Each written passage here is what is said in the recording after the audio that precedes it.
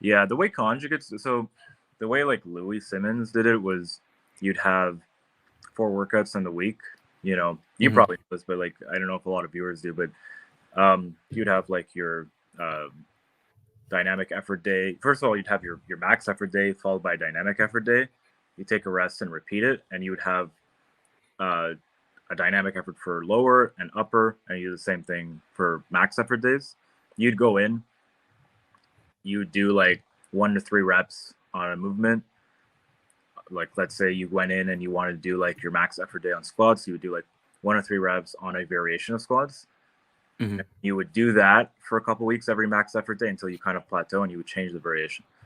And you do the same thing for bench. And then on your dynamic effort, you would go in and you do a variation as well. It could be like uh, bench, like speed work, 8x3. He preached speed work, but essentially like it was just extra volume at lighter weights to still get a movement pattern in. And it would be like 8x3, let's say at 60% or whatever percentage he's going to give you against bands, like bench against bands, incline bench, whatever movement you're doing that day. And So it'd how just it, be like a very light, like same movement, but like a variation of it. yeah, and then how the workouts went is like after you did your top set, let's say on your max effort day, like that was usually it. Like you would just do your top set, and then you're done squats, for example, or you did a top set on deadlifts, like you're done deadlifts. And then you would No just back downs. usually not a lot of those athletes didn't do that. They would just move on to bodybuilding work. Oh shit. Okay. The reason he did it this way was because it was mostly for geared lifters, like lifters who would put on like single ply, multiply suits, and when they get into competition, they'd have to handle these like insanely heavy weights. So he wanted a way that would keep their CNS like prepped throughout the year without being overworked. And the way he figured out how to do it was, okay, I'm gonna make them go heavy every week, but I'm not going to make them do the exact same movement pattern. I'm gonna slightly change it just so it's similar enough that they stay strong, but it's different enough that they don't fatigue. And it seemingly worked. I mean, he produced a lot of world record holders. It was one of the best gyms like Westside Barbell to ever exist. And until this day, they're I think they're pretty much some of the best athletes out there for single and multiply powerlifting. But even back in the day, they had the strongest before raw powerlifting was a big thing. Like they had the strongest like raw powerlifters. Like everybody in that gym, and like 500-pound bench press now is really amazing. Back then, it was like pinnacle strength. Like you got to 500, like you were absolutely elite athlete at any weight class, and they were all doing that. They're all really strong, but they preach bodybuilding. So essentially, when you're done, if it's a dynamic effort like SBD movement, or if it's a max effort, you would spend the remainder of your workout just so much volume on different bodybuilding stuff. So those guys came out of that gym huge, like they're just massive, and but it worked because like one of the things, like when you look at a strength, or when you look at a strength curve, like let's say between CNS gains and hypertrophy gains, like your CNS gains, they kind of ramp up very quickly when you first start lifting, and then they kind of plateau, and then your muscular gains or hypertrophy gains towards strength, they kind of take over at a certain point in time. Like once you start entering like the intermediate, especially advanced levels of powerlifting, it's very difficult to add more strength without size. So size then becomes the driving factor, the driving force, and how much strength you'll continue to gain. A bigger muscle is a stronger muscle, but a stronger muscle isn't always a bigger one. Yeah, exactly.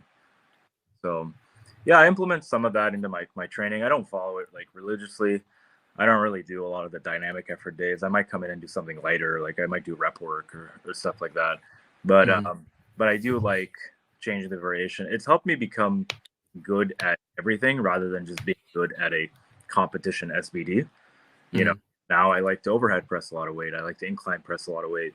You know, it's kind of giving me that advantage in the gym where like I don't look at a machine or I don't look at a movement and feel like, oh man, I can't do that because I'm too weak. But back in Hmm. the day before I like started lifting that way, where I was just very focused on like, you know, all these like cookie cutter programs you'd find online, it I was really good at SBD for my weight class, but like that was it, you know? Yeah. And I think lifting is a lot more interesting when you like open up your horizon and just do things you enjoy doing in the gym. And I think variation helps with that. You don't want to do the same thing over and over again forever, you know? Yeah, of course. Like me right now, I have like a super specified like bench press setup, like the Yeah. typical like powerlifter one with like huge arch and stuff. Got no clue how much you can overhead press. Yeah. Whereas you're like much more like a jack of all trades to the gym. Yeah. So what can like the average person take out of conjugate, do you think? Well, conjugate is a very special type of lifting that requires somebody to be very devoted to lifting heavy all the time. Most individuals probably won't enjoy something like conjugate, and if they do, it's mostly temporary. But if you're the type of person that really wants to just go in and go balls to the walls every time you enter the gym, and you're happy doing that, and that brings you joy, and it's manageable and it's sustainable, then do it. It works really well. You'll gain a lot of strength, natty or not, doesn't really matter. You'll You don't become think it matters for like conjugate? no. I would say like I'd say the thing that matters the most about conjugate and how well it's going to work is how much time you've invested into powerlifting. As a beginner lifter, do you need to do something like conjugate? Probably not. You know, anything works, even low frequency works. Once you get into the intermediate levels, if you've already like kind of went through all these other programs and all other different forms of progression, then maybe something like conjugate is worth a try. You know, it's a very opposite program to a lot of the programs people hear about when they plateau as an intermediate lifter, because a lot of things they hear about are like small lov or Chico, a lot of high volume and high frequency programs, and those work, but that's also a very temporary thing. You can't keep doing that forever without sustaining either injury or another plateau. But nice thing about conjugate is that as long as you want to keep getting bigger and stronger, like there's so many things that you can get good at, and there's so many things that'll give you carryover to your main lifts that you can essentially run it for as long as you want, right? What do you think of like all their band work, on the change, like all the chain work? Like they have these very different variations that like most powerlifters don't do. Yeah, they all work. I mean, essentially, okay, let's say you're gonna do like something like uh,